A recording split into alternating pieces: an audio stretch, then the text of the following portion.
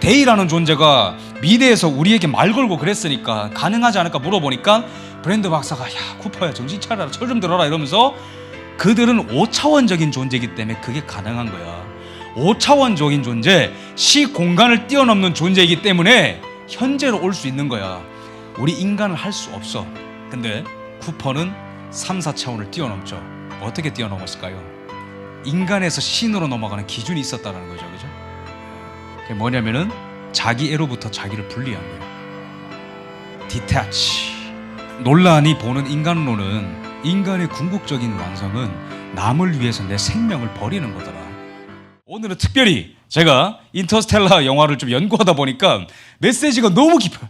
끝이 안 와요. 거의 뭐 우주 속으로 빨려 들어갈 뻔했는데 들어가 보겠습니다. 인터스텔라 영화 이렇게 보시면은 항상 여러분들 영화 보실 때 이 감독이 어떤 그 포인트에 강조를 줄 때가 있어요.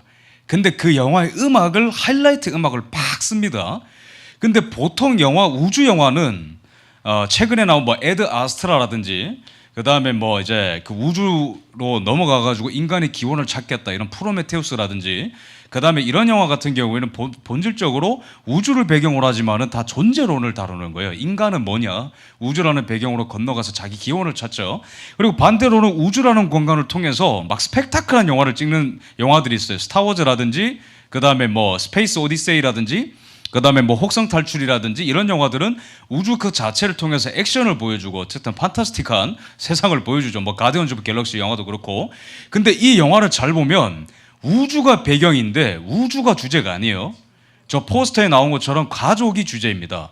그래서 이 영화를 이제 보면은 이 주인공이 지구를 떠나는 그 장면, 제가 영상 오늘 준비했는데 저작권 때문에 좀 죄송해요. 근데 그 장면이 전환되는, 지구에서 떠나서 우주로 건너가는 그 장면의 전환을 잘 한번 여러분들이 이제 기억이 나실 텐데, 보통 우주가 이제 주제면은 우주에 어떻게 탑승하게 우주선에 어떻게 탑승하게 돼가지고 뭐 19, 87, 65, 43, 1 카운트 외치고 그 장면에 엄청 하이라이트를 줍니다. 지구를 떠나는 그 모습이요. 근데 이 영화는 아주 독특하게 딸과 아들과 눈물에 포옹하고 이별하는 그 장면에 아주 스펙타클한 음악을 그때 먼저 깔아버려요. 그러면서 이제 지구를 떠나는 모습은 아주 확 생략해버리고 바로 그냥 우주로부터 시작하죠. 여기에서 감독의 의도가 나타나고 이 영화의 주제가 거기서 드러납니다. 가족이고 이 주인공 쿠퍼가 이때 떠나는 것은 지구를 떠나는 게 아니라 가족을 떠나는 거다라는 걸 말하고 싶은 거예요. 크리스토퍼 놀란 감독이. 감독의 세계관을 알아야 되는 넘버 원입니다. 크리스토퍼 놀란 감독은. 크리스토퍼 놀란 감독은 이제 영국 사람인데 이 사람의 영화 세계를 보면은 너무 철학자 같아가지고 얘기할 게 정말 많죠. 그래서 제가 놀란 감독은 어떻게 보면 요즘 이제 시대 감독 중에 제가 제일 좋아하는 사람인데, 놀란 감독의 영화들을 살펴보면은 이 사람의 메인 테마가 세 가지로 축약이 돼요. 첫 번째로는 시간입니다. 두 번째로는 공간을 다루고, 세 번째는 이 사람은 인간을 다뤄요. 첫 번째로는 시간은 이 사람이 그 인썸니아라는 영화, 그것도 원작이 있는 영화 빼고 모든 영화는 다 과거 현재가 뒤죽박죽이 돼서 막 진행이 되죠. 인셉션 같은 경우가 그렇고 덩케르크도 그렇죠. 그죠? 그 다음에 뭐 이제 앞으로 나올 테넷이라는 영화도 그렇고, 이 사람을 스타로 만들어준 메멘토라는 영화도 그렇습니다. 모든 영화가 과거 현재가 뒤죽박죽거리죠. 그리고 이 사람이 공간을 활용하는 그 능력이 제일 두드러진 게 다크나이트와 이 인셉션이죠. 공간을 늘렸다가 줄였다가 공간의 마법사. 하지만 그 유한한 시간과 공간 사이에 서 있는 인간이 항상 테마입니다. 이 유한한 시간과 이 공간 안에 있는 인간이란 어떤 존재인가 질문을 던지는 것이죠. 그래서 감독의 세계관을 알아야 영화가 더 잘 보인다. 마찬가지로 인터스텔라도 이 크리스토퍼 놀란의 세계관과 철학을 알아야 이 영화가 보입니다. 항상 영화를 이제 보실 때 초반엔 지루하더라도 그 마지막에 일어나는 모든 일들은 초반에 다 집중을 해야 나중에 연결되면서 이 영화의 메시지를 이해할 수 있죠. 그런 것처럼 오늘 제 영화 발제도 그렇게 이해해 주시면 되겠습니다. 이 영화를 제가 일주일간 고민했어요. 일주일간 영화를 보면서 한 5번 이상 보고 책을 한 10권 정도 읽었습니다. 이거랑 관련된 책을 읽으면서, 근데 너무 막 이제 복잡하게 풀면 안 되니까 내러티브의 구조를 제가 이렇게 딱 그냥 그려왔어요. 여러분 어때요? 지금 보이시나요? 이 내러티브의 구조를 보시면은 이 영화가 아까 제가 세계관을 말씀드렸죠. 유한한 세계입니다. 그러니까 이 세상의 물질이 이제는 무로 돌아가고 있는 거죠. 그러면서 이제 이 세상을 떠나지 않으면 모두가 죽고 마는 이제 세상인데, 그래서 이 지구의 시간, 공간, 물질 안에 갇힌 인간은 필멸의 존재이고, 이 필멸의 존재가 사는 곳은 필멸의 세계다. 근데 여기서 탈출하자 이럴 때 그 브랜드 박사 할아버지 기억나시죠? 여러분 기억나시죠? 네, 브랜드 아빠 박사님, 그분이 우리가 다른 행성으로 넘어간다 이럴 때 그 미션 이름을 뭐라고 하죠? 나사로 미션이라고 합니다. 그래서 여러분 오늘 그 테마의 두 글자이기도 한데, 제가 이제 이 보수주의 방송을 할 때 한 주 한 주마다 핵심 키워드를 심을 거예요. 저번 주에는 제가 질서라는 개념을 윈스턴 처칠을 통해서 심었죠. 근데 오늘은 보수주의의 완전 핵심 가치 외워야 돼요. 개인을 심을 거예요. 개인을 심을 텐데, 근데 이제 이 영화가 나사로 미션으로 출발할 텐데, 이거는 부인할 수 없이 이 영화는 굉장히 기독교적인 내용입니다. 그래서 인간의 구원론, 어떻게 보면은 좀 영적인 얘기일 수도 있는데 어떤 그런 얘기도 풀 수 있고, 또는 이것은 영화 감독이랑 각본가가 노벨 물리학상을 받은 학자에게 자문을 받을 정도로 4년간 과학적인 토대 위에서 각본을 썼기 때문에 과학적으로도 굉장히 훌륭한 영화입니다. 그래서 이 영화는 과학으로 다룰 수도 있고 철학으로 다룰 수도 있고 신학으로 다룰 수도 있어요. 근데 이 영화가, 이런 영화가, 감사합니다. 여기 뭐 이제 외국 분들이 많이 계신 것 같은데 리액션 많이 해주세요. 근데 이제 훌륭한 영화일수록 여러 가지 해석이 나올 수 있어요. 그래서 여기서 제가 서두에서 말씀드리고 싶은 거는, 이 영화는 보수주의 영화는 아니지만 영화가 너무 훌륭하기 때문에 보수주의를 읽어낼 수 있다라고 이해하시면 되겠습니다. 그래서 여러분 이거를 이해해 주셔야 되지, 뭐 이제 김성원 영화 잘못 봤네 이러면서 그건 그런 영화가 아니다 이렇게 뭐 댓글 다시면은 그래도 사랑합니다. 어쨌든 이 계획을 세웠어요. 근데 여기서 수단이 중요합니다. 여기서 인터스텔라에서 나오는 수단은 첫 번째로는 플랜 A죠. 플랜 A가 뭔지 기억나시나요? 플랜 A는 지구에 있는 사람들을 이제 통째로 이제 다른 행성으로 옮기는 플랜 A인데, 플랜 B는 뭐냐면은 플랜 A가 실패했을 때 그 이제 우주선에 실려 있는 인공 배양 이제 시스템을 통해 가지고, 그 과학 기술을 통해 가지고 새로운 인류를 만들어낸다. 그게 플랜 B입니다. 근데 우리가 하나씩 살펴보면은 플랜 A는 애초부터 없었죠. 브랜드 박사께서 이 미션을 성공시키기 위해서 거짓말한 겁니다. 그래야 주인공 아빠가 떠나니까요. 플랜 A가 가능하다 해야지 내 딸을 데려올 수 있으니까 인간이 심리적으로 갈 거 아닙니까? 근데 플랜 B는 왜 실패했냐면, 이따가 제가 말씀드리겠지만은 인류애라는 목적으로 과학자들이 열심히 했지만 그거는 본디 다른 말로 하면 자기 애였기 때문에 실패를 한 거예요. 그럼 제일 위에 있는 국민들의 뜻은 뭘까요? 이 영화를 자세히 보신 분들은 다 아실 텐데, 그 쿠퍼 주인공이 그 브랜드 박사한테 질문을 하죠. 왜 이렇게 우주 개발, 이 나사 프로젝트, 나사로 미션에 돈을 안 썼냐 물어보니까, 국민들이 그런 데다가 세금 내는 거 안 좋아해. 그럼 여기서 우리가 읽어낼 수 있는 정치 철학적인 접근은 뭐죠? 원대한 비전을 성취하기 위해서는 대중들의 뜻은 그렇게 딱히 효력이 없다라는 겁니다. 소수만 이걸 해결할 수 있는 방법을 안다라는 거예요. 플랜 A는 인간 이성의 한계죠. 풀어낼 수 없었다는 거니까. 플랜 B는 인간 도덕의 한계였습니다. 근데 이 모든 것, 나사로 미션을 성공시킨 것은 뭐다? 주인공 쿠퍼의 개인적인 열망이었습니다. 엄청난 겁니다, 이거. 어쨌든 이제 장면을 이제 보죠. 근데 장면을 볼 텐데, 이 개인이라는 거, 이거 아주 급진적인 사상입니다. 우리의 역사를 통틀어 보면은 항상 집단이 옳다라는 게 고대부터 근대까지의 전 세계 왕국들이 공유하던 10년 체계 정치 체계였어요. 시스템이었어요. 왜? 개인이 튀면은 공동체가 무너지기 때문에 개인의 자유는 항상 억눌러졌어야 되는 거죠. 조선시대가 그랬죠. 그죠? 근데 개인이라는 거, 여기서 보수주의랑 연결시키겠습니다. 이따가 제가 말씀드릴 테지만 보수주의의 핵심에는 개인이 있어요. 개인의 존귀함, 개인의 열망이 집단보다는 때로는 더 효율적이고, 개인의 자유가 보장될 때 집단도 자유롭다라는 어프로치로 갑니다. 그냥 막연한 공공질서라든지 사회적인 책무라는 말을 하기보다도 개인이 책임을 지고 개인이 자유로워지면은 그 사회는 자유로워지고 책임감도 갖게 되는 거예요. 마치 이 내러티브의 구조를 보면은 크리스토퍼 놀란이 여기서 던지고 싶은 화두는 이거죠. 과연 인류를 구원할 수 있는 진정한 동력은 뭐냐라고 인터스텔라를 통해서 던지는 겁니다. 그렇게 했을 때 플랜 A, B, 집단의 지성 다 던졌는데 오히려 개인의 열망이 이거보다 더 위대하다라고 인터스텔라에서 말하는 거죠. 근데 개인의 열망에 한 가지 더해지는 게 있습니다. 아까 화면이랑 하나 달라진 게 있습니다. 밑에 뭐가 있죠? 데이가 있죠. 인터스텔라에서 데이라고 하지만은 초월자, 쿠퍼와 이 머피를 이끄는 초월자가 있어요. 그렇기 때문에 초월자를 빼고는 보수주의를 말할 수 없고 인터스텔라를 해석할 수 없다. 초월자가 근데 여기서 어떤 신이냐가 굉장히 중요합니다. 아메리카인들이 믿는 신이 뭐냐? 범신론? 아닙니다. 우주 전역에 만연해 있는 하지만 인격이 없는 범신론 아니에요.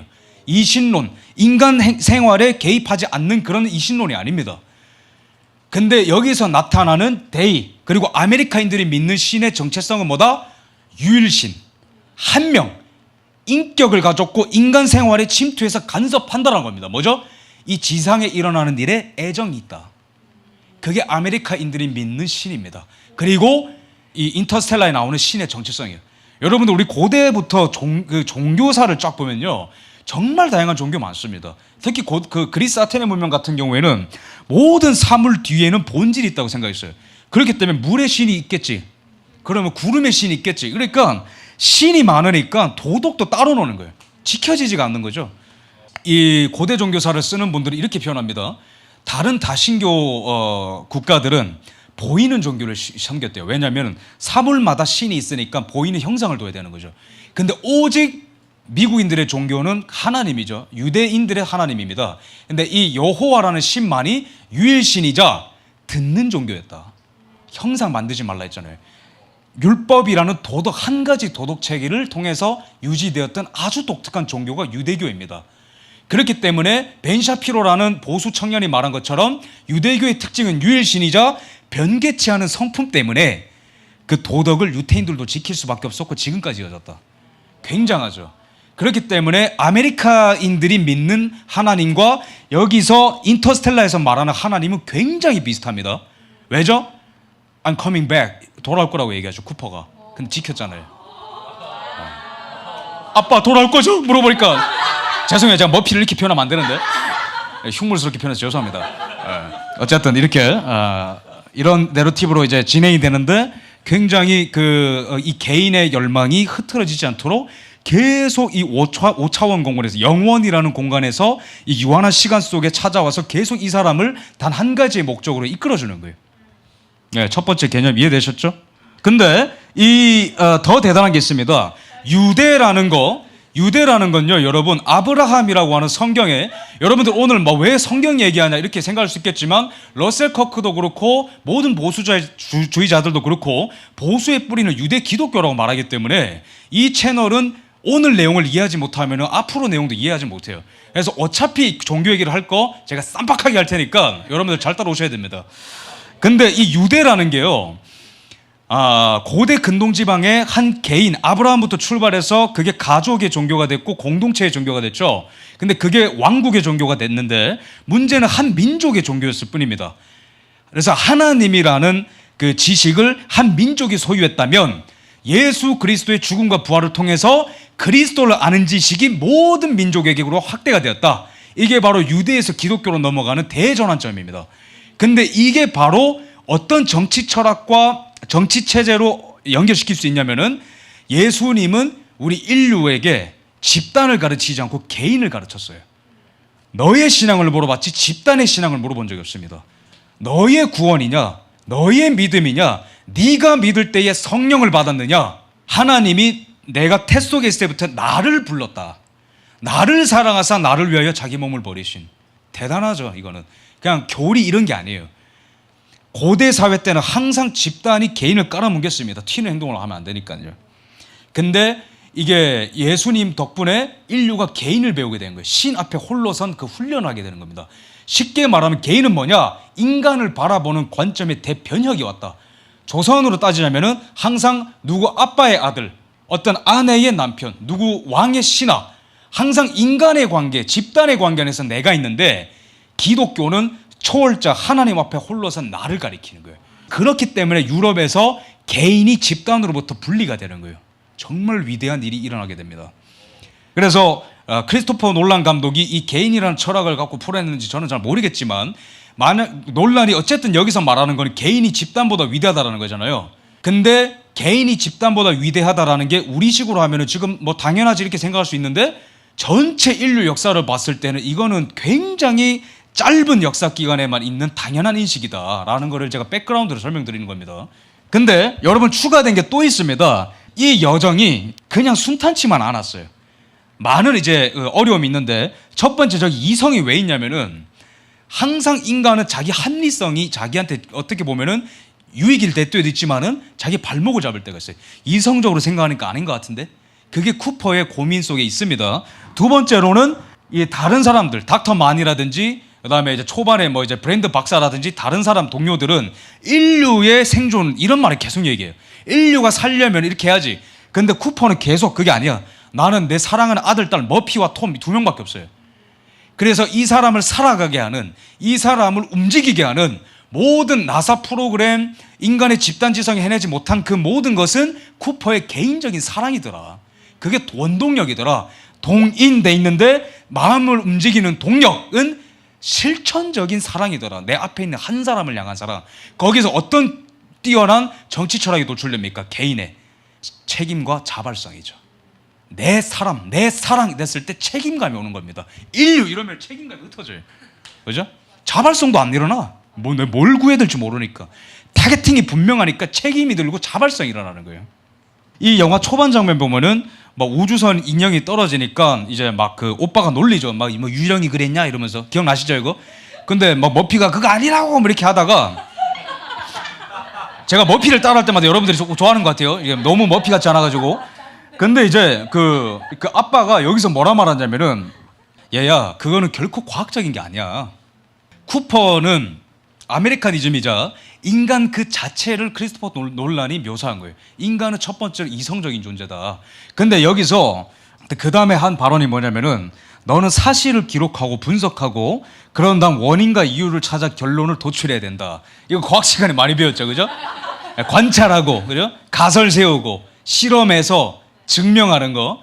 항상 감독은 캐릭터를 창조할 때 거기 인격을 불어넣어요. 어떤 사람이냐. 근데 대사를 통해서 결정합니다. 그래서 처음에 놀란 감독이 쿠퍼한테 심는 거는 기본적으로 얘는 과학자야, 이 말을 하고 싶은 거예요. 이성이 있는 존재예요. 근데 이 이성만 있는 존재냐? 아닙니다. 이 매튜 맥커너이 쿠퍼가 나중에 이 딸 브랜드 박사랑 막 싸우죠. 싸우다가 딸 브랜드 박사가 나는 사랑을 선택할 거야 뭐 이렇게 합니다. 자기 남자친구한테 가겠다. 근데 이제 이 쿠퍼가 뭐라 하냐면은, 사랑이라는 거는 그냥 사회적 효용성이야. 과학적으로 이렇게 시니컬하게 표현하죠. 그러면 여기 이런 것만 봤을 때, 야 쿠퍼 너 정말 인간미 없다 이렇게 생각할 수 있어요. 이성이 다다 생각할 수 있어요. 근데 한편으로는 하트도 있어. 왜죠? 첫 번째 행성 갔을 때 1시간에 7년짜리 행성이 가는 거 기억나시죠? 근데 그때 갈 때 그냥 들어가자, 여기가 제일 합리적이다, 다들 그렇게 판단해요. 그러면서 저 동료도 막 이제 그 쿠퍼한테 한 소리 하죠. 가족을 생각할 때 아니라 더 큰 걸 생각해라. 막 추상적인 인류의 좌파들 좋아하는 거. 근데 여기서 쿠퍼가 이성적인 사람이라면 그게 맞지 이렇게 할 수 있는데 다르게 얘기해요. 뭐라 얘기하냐면은, 야 그렇게 하면은 만약에 몇 시간이 흘러가면 몇십 년이 흘러갈 텐데, 그렇게 됐을 때 플랜 A가 실행되기도 전에 다 옮기는 거 말하는 거죠. 지구에 남은 사람들이 다 죽으면은 무의미하다. 여기서 쿠퍼는 어떤 인간이다? 이성도 있지만 감성이 있다. 다른 말로 하면은 합리성이 있지만 한편으로는 믿음이 있다. 불가능해 보이더라도 옳은 길을 선택하는 게 맞아. 예, 그 얘기를 하는 거죠. 그래서 쿠퍼의 인간론을 제가 말씀드렸고, 근데 인간론을 이제 그 논란이 말했는데, 두 번째로는 다른 사람들은 계속 막 망연자실해요. 브랜드 박사도 막 했다가 안 되니까 계획대로 될 줄 했는데 잘 안 되네요. 이러면서 막 울고 그러죠. 그리고 만 박사도 막 이상한 배신 때리고 막 다 죽고 이제 한계를 이제 느끼는데, 이 사람을 이끌고 가는 하트 동인 뭐냐면은, 첫 번째로는 아들이 나타나가지고 이 화면에다가 막 자기 근황을 얘기하는 때 어떤 얘기하냐면, 할아버지가 죽었다. 근데 그 꼬마의 제시, 자기 딸 막 이렇게 얘기하다가 제시도 죽어서 묻혔다고 했죠. 그게 뭘 말하냐면은, 이 지구의 그 멸망이 거의 다 왔다라는 그 뜻입니다. 그래서 이 아빠가 우주에 나가 있는데 마음이 너무 아픈 거예요. 왜냐면 자기 새끼가, 자기 아들이 무너져가는 지구에 갇혀있다 생각해 보세요. 막 울고 난리가 나잖아요, 쿠퍼가 그때. 근데 두 번째로 더 쿠퍼의 마음을 아프게 하는 거는 이 딸이 플랜 A가 원래 없었다면서 왜 나를 속였냐, 나를 죽게 내버려두고 이제 떠난 거였어요, 이렇게 하면서 막 머피가 울죠. 이걸 보면서 이제 또 한 번 그 각성이 일어납니다. 개인의 각성이 일어나는 거예요. 인간을 살아가게 하는 힘은 내가 사랑하는 한 사람을 향한 사랑이라는 거예요. 그게 이제 쿠퍼를 끌고 갑니다. 근데 여기서 합리성과 믿음을 가진 이 인간이라는 존재가 이 우주라는 이 무확실성을 향해서 이렇게 막 여행을 하는데, 이 마지막 단계에 다다르기 전에 닥터 만의 방해가 들어오죠. 근데 닥터 만은 제가 아까 말씀드린 대로 이 마이클 만이라고 하는 영화 감독의 이 라스트 네임과 굉장히 비슷한데, 제가 봤을 땐 놀란 감독이 직접 얘기하진 않았지만 여기서 현실이라는 개념을 닥터 만한테 심은 것 같아요. 합리성. 근데 이 사람은 제가 봤을 때 그 쿠퍼를 밀어버린 다음에 나를 판단하지 말아줘. Don't judge me. 너 나 같은 시험에 안 들어봤잖아. 이 가롯 유다 같은 사람이에요, 저 사람이. 합리성, 가롯 유다는 이성과 합리성이죠. 이렇게 하는 게 이 사람을 팔아넘기는 게 되는 싸움이잖아. 이게 인간의 합리성이에요. 미련하게 왜 저래? 사는 길을 선택하게 맞는 거지. 근데 닥터 만이 소름 돋게 도시는 뭐라 말하냐면은, 닥터 만도 그 플랜 A가 실패할 거라 같이 알고 있었어요. 그러니까 이 브랜드 여자 딸 박사가 물어보는 거죠. 왜 그렇게 우리를 속였냐, 너랑 우리 아빠가. 왜냐하면 진화론에 따르면은, 직접 저렇게 말했어요. 진화론에 따르면은 인간이란 존재는 자기를 위해서 종족 유지를 사는 사람들인데 결코 타인을 위해서 희생하는 그 진화론의 한계를 못 넘었다고 인간론을 그렇게 딱 닫아버려요. 무슨 말이죠? 쿠퍼는 내 딸을 살리기 위해서는 다 할 수 있는 존재입니다. 근데 저 사람이 내리는 인간론은, 인간은 남을 위해서 자기를 희생하는 사람이 아니기 때문에 거짓말을 안 하면은 지구를 떠나지 않는다고 본 거죠, 과학자들이. 딸이 같이 올 수 있다고 속여야 올 수 있는 인간이 인간론이라고 딱 얘기한 겁니다. 인간론의 한계를 진화론으로 생각하는 거예요, 합리성으로. 그래서 뭐 이런 얘기 했는데, 다른 이들이 지구를 떠나는 것이 얼마나 힘든 건지 알아. 그게 인간의 한계지. 자기 가족을 위해서도 그렇게 하지 않는 게 인간이야. 근데 이제 쿠퍼 거기서 이제 뭐 불쉿, 뭐 말도 안 되는 소리 하지 마라 이렇게 욕하죠. 근데 이제 진화론에 따르면 인간은 절대로 다른 사람을 위해서 자기를 버리지 않는다. 정말로 추악하고 인간은 어떻게 기계론적으로 보는 관점인 거죠. 근데 이 인간은 인류라는 목적으로 우주선을 탈취해가지고 이제 합니다. 근데 저러다가 죽죠. 인류의 목숨이 달린 거라고. 근데 결국 죽죠. 근데 저게 뭐냐면은, 인류애는 다른 말로 하면 자기 애랑 똑같은 말입니다. 자기 혼자 살라고 저러는 거잖아요. 다 버리고 혼자 도망가는데 명분은 고상해. 근데 결국 죽잖아요. 거기서 논란이 얘기하고 싶은 게 뭐냐면은, 인류애라는 동기는 다른 말로 하면 자기 애가 아닐까? 정말로 간접적으로 탁 던지는 거죠. 결국에는 개인의 사랑이 성공하는 걸 보여주니까요. 근데 여기서 쿠퍼가 뛰어넘는 그 산이 두 개 더 남아서, 하나는 뭐냐면은, 여러분들 그 만 박사가 우주선 터뜨려가지고 그 난리 나는 거 아시죠?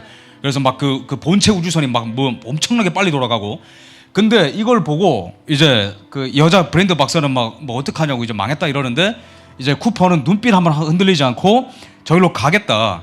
근데 저기서 쿠퍼 연료를 낭비하지 마세요 말하는 게 기계죠.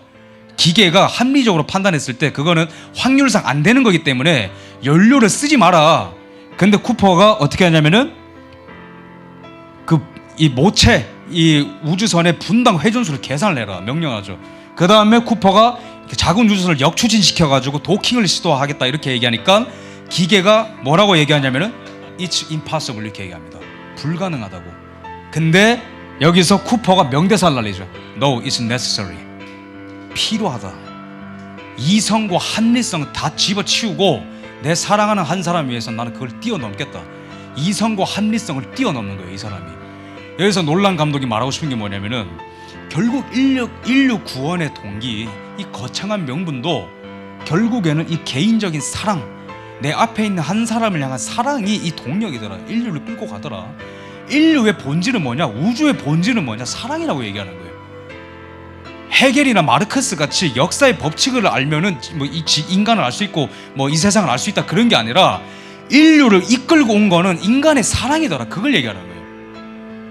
근데 여기서 마지막 통과점이 있어요. 이 쿠퍼의 마지막 시험이 기다리고 있습니다. 뭐냐면은 이 5차원적인 존재에는 여자 브랜드 박사가 쿠퍼를 이제 막 다그치는 거예요. 뭐냐면은 첫 번째 행성 기억나시죠? 1시간에 7년짜리 거기서 3시간 보내고 나가지고 지금 멘탈이 막 나갔어요. 지금 쿠퍼가 내 딸이 지금 내 나이랑 비슷하게 돼서 막 지금 뭐 땀 흘리고 막 어떻게 해야 되는, 내 딸이 나랑 동갑이라 생각해서 어떻게 해 이걸. 그런데 그래서 쿠퍼가 야, 그 블랙홀 너머로 가면은 우리가 과거로 갈 수 있지 않을까? 또는 왜냐면은 데이라는 존재가 미래에서 우리에게 말 걸고 그랬으니까 가능하지 않을까 물어보니까 브랜드 박사가 야, 쿠퍼야 정신 차려라, 철 좀 들어라 이러면서 그들은 5차원적인 존재이기 때문에 그게 가능한 거야. 5차원적인 존재, 시공간을 뛰어넘는 존재이기 때문에 현재로 올 수 있는 거야. 우리 인간은 할 수 없어. 근데 쿠퍼는 3, 4차원을 뛰어넘죠. 어떻게 뛰어넘었을까요? 인간에서 신으로 넘어가는 기준이 있었다는 거죠. 그죠? 그게 뭐냐면은 자기 애로부터 자기를 분리한 거예요. 디태치. 논란이 보는 인간론은 인간의 궁극적인 완성은 남을 위해서 내 생명을 버리는 거더라. 브랜드 여자 박사가 그 남자친구한테 가겠다고 하죠. 그 연료 남은 거 글로 써라. 나는 갈게. 내 딸 보러. 근데 저게 5차원의 비밀이 지기 전이기 때문에 저 사람의 목적은 뭐냐면은 그래도 브랜드 박사 너의 사랑을 쫓아가. 나는 내 사랑을 쫓아갈게. 근데 생명이 담보 안 돼 있죠. 저기 떨어지는 거 죽는 거예요. 근데 딸에게 그 인류가 살 수 있는 공식을 내가 말해주기 위해서 0.00001%라도 내가 가겠다는 겁니다. 거기서 5차원적인 존재로서 미래에서 과거로 갈 수 있었던 그 문턱이 그 시험의 장에 넘어간 거예요. 예, 박수 한번 치시죠. 그래서 제가 여러분 이거는 영상으로 보면 너무 좋기 때문에 저 영상 잘라왔는데 이때 막 웅장한 막 영화 음악이랑 나오면서 디태치 하면서 탁 떨어지잖아요. 근데 이게 죽음의 공간으로 떨어지는 거예요. 보면은 사진 보면은 이 우주선 모양 잘 보면은 12칸으로 돼 있습니다. 출발하는 거. 이게 뭐냐면 시계를 말하는 거예요. 12시부터 이렇게. 이게 뭐냐면은 시간이라는 공간에 갇혀 있는 유한한 인간, 이성과 감성, 한미성과 믿음을 오가는 이 인간이 개인의 여정을 떠나는데 이런 시험을 통과해야 된다. 마지막은 뭐다? 나를 사랑함보다 내가 사랑하는 사람을 위해서 내 생명을 버리는 걸로 1차원, 2차원, 3차원의 존재가 5차원의 존재, 영원의 세계로 건너가게 되는 거예요. 그러면서 인류가 구원이 완성이 되게 됩니다. 그래서 이거는 굉장히 종교적이면서도 보수주의적 정치 철학이에요. 보수주의자들의 역사관도요, 집단 아닙니다. 집단이 주인공 아니에요. 왕들이 주인공 아닙니다. 진리를 사수하기 위해서 살았던 한 사람 한 사람 개인이 영웅이에요. 어떻게 보면 어떤 우주도 어떤 물질도 못 막는다는 거잖아요. 이 맹렬한 운동력, 어디든지 가겠다. 이 굉장한 이 개척 정신. 저 장면을 왜 제가 가져왔냐면은 놀란 감독이 이제 한 초중반쯤에 아주 좀 시퀀스를 좀 길게 가져가면서 잔잔한 음악 깔면서 큰 광활한 우주 가운데에 점같이 저 우주선을 표현할 때가 있어요. 기억나시죠? 이렇게 뭐 띵 뭐 이러면서 이제 우주선에 가는데 이제 아빠가 이제 애들한테 아빠 이제 긴 잠 잘게, 좀 이따 다시 인사할게 이러면서 하는 장면인데, 개인이라는 존재는 이 굉장한 에너지를 갖고 있고 집단보다 위대하지만 현실적으로 봤을 때 이 현실을 혼자 살아가기에는 외로움이 너무 크더라. 함께 해서 이게 해야지 뭐가 진행이 되지, 혼자 있을 때는 능력도 없고 열망도 없고 외로움이 너무 크더라. 마치 저 우주에 홀로 버려진 저 우주선 같이, 우주에 찍혀있는 한 점같이 이렇게 적막하더라. 근데 이거를 이겨내는 것도 가족의 일입니다. 이 쿠퍼와 이 머피의 이 사랑을 이제 보면 알 수 있듯이, 여기 이쯤에서 제가 머피의 이름을 좀 이제 풀어드릴 텐데, 머피는 막 이제 울면서 얘기하죠. 왜 이름을 이렇게 지었어요? 이렇게 얘기하는데 아빠가 그러죠. 머피는 안 좋은 일이 일어난다는 뜻이 아니야. 일어날 일이 일어난다는 거 얘기하죠. 이 말은 뭐냐면은 언약의 성취를 말합니다.